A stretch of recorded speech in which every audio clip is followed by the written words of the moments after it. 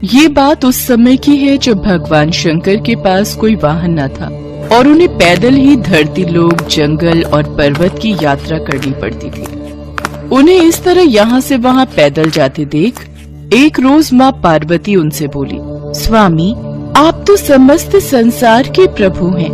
क्या आपको इस तरह पैदल यात्रा करना शोभा देता है?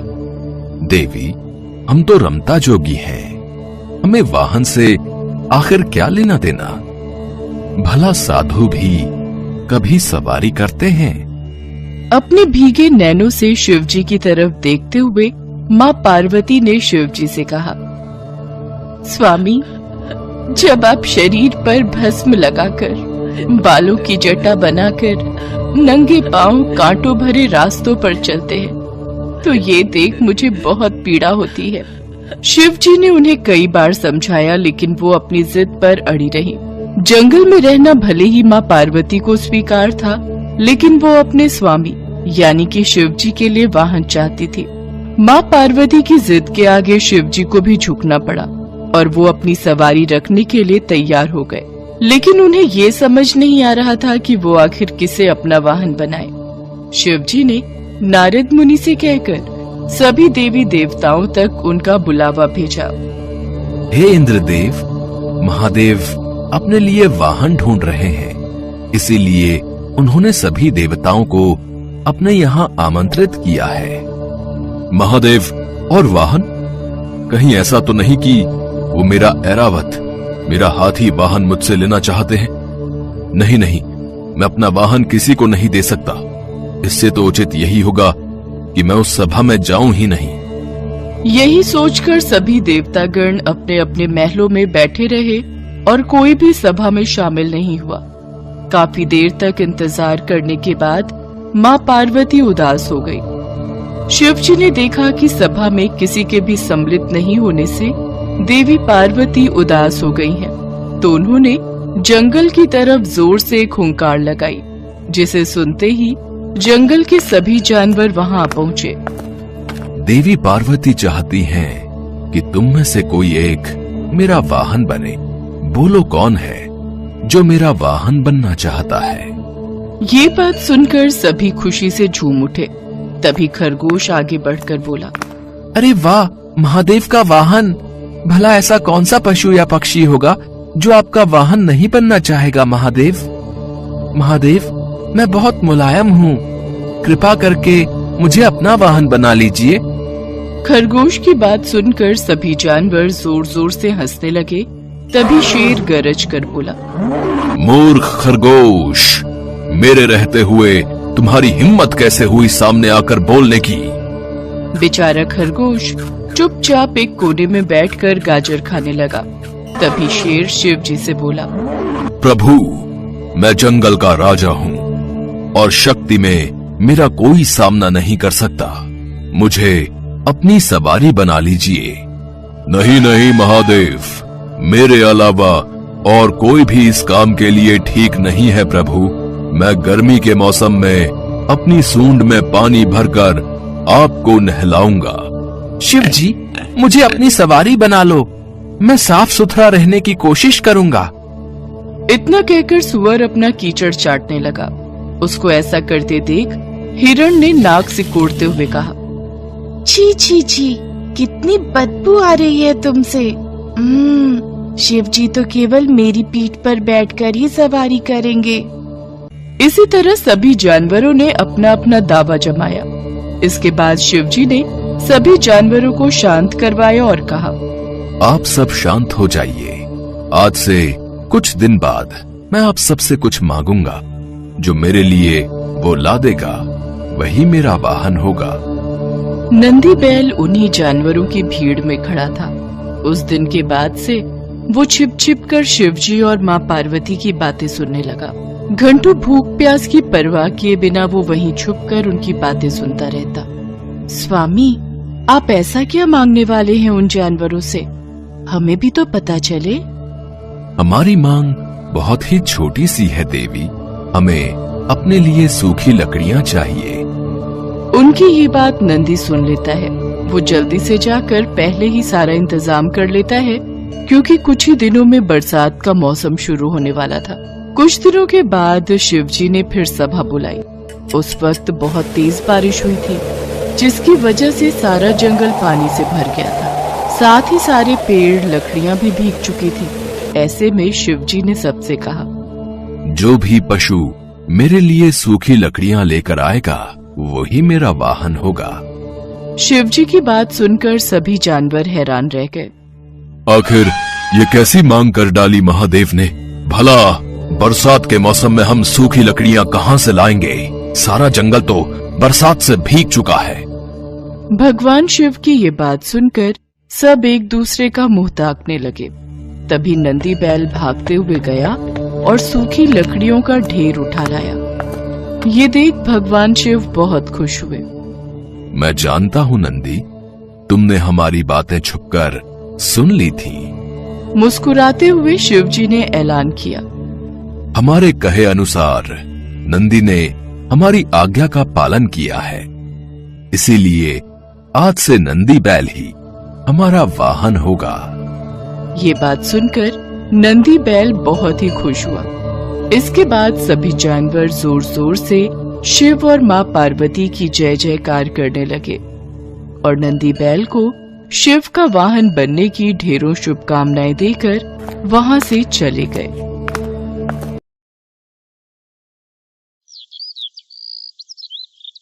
एक बार माँ पार्वती कैलाश पर भ्रमण कर रही थी। तभी उनकी नजर पृथ्वी लोक पर पड़ी।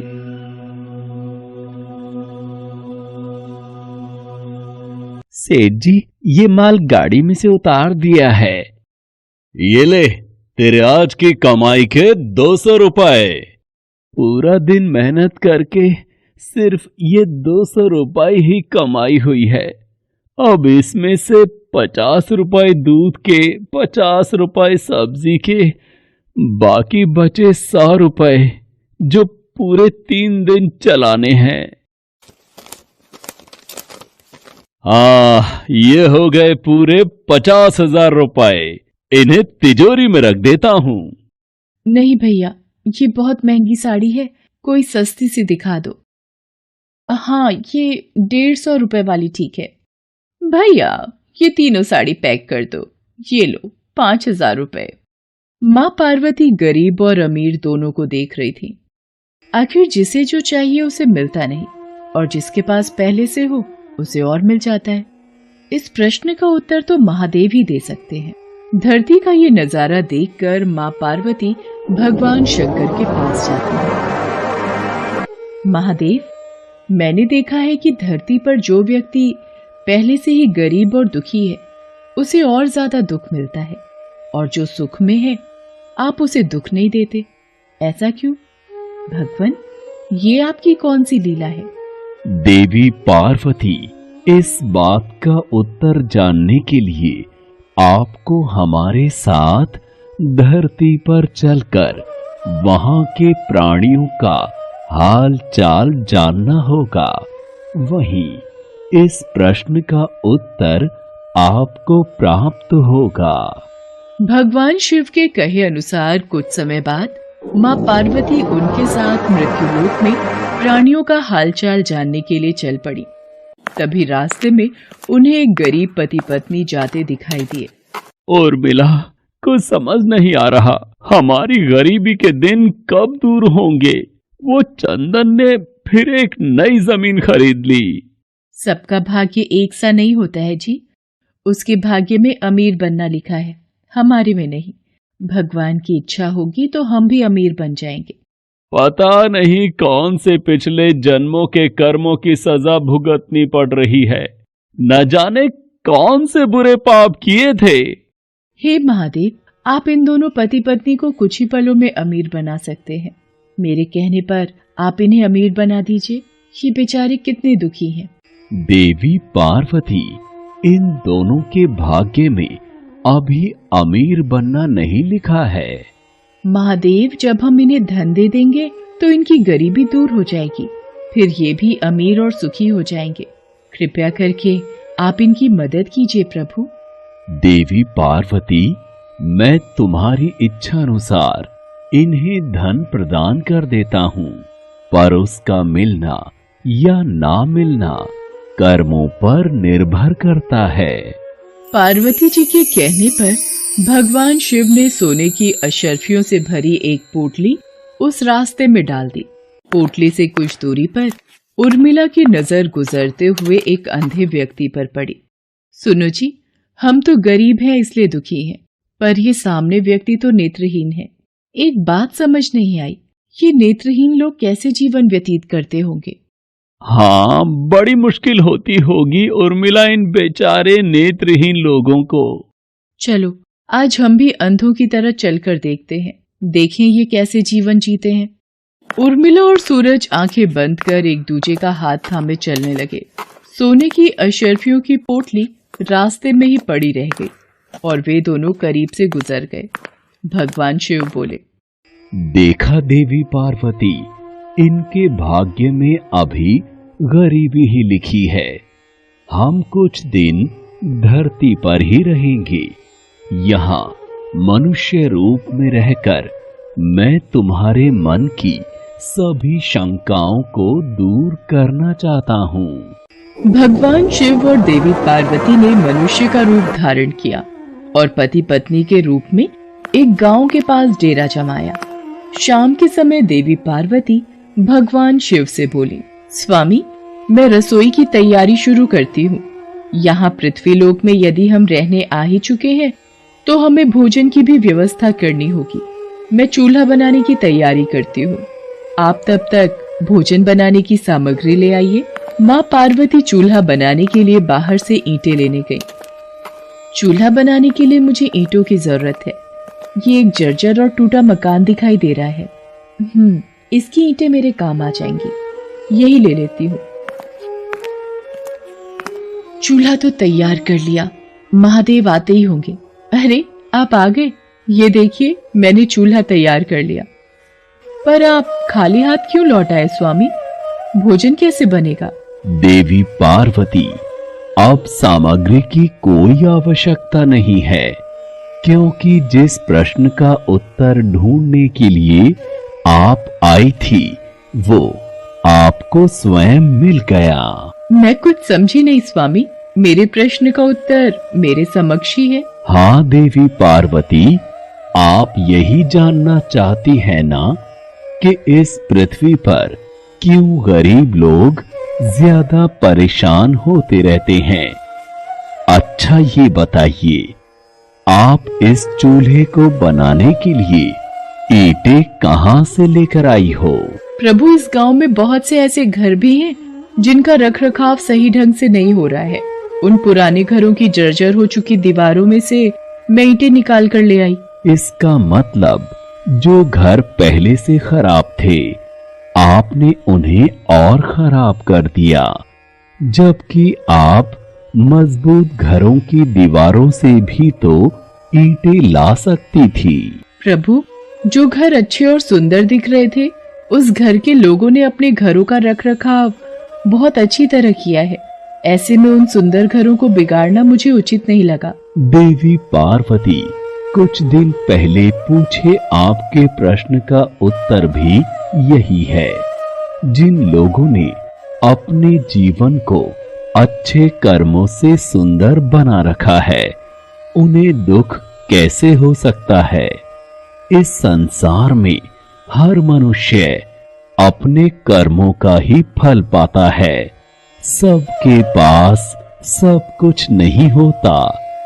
मनुष्य के पिछले जन्मों का कर्म उसे इस जन्म में भुगतना ही पड़ता है, और यदि वो अपने इस जन्म और आने वाले अन्य जन्मों को सुखी बनाना चाहता है तो हमें सदैव ही पुण्य कार्य करते रहना चाहिए ताकि हमारे कर्म उसमें जुड़ते रहें।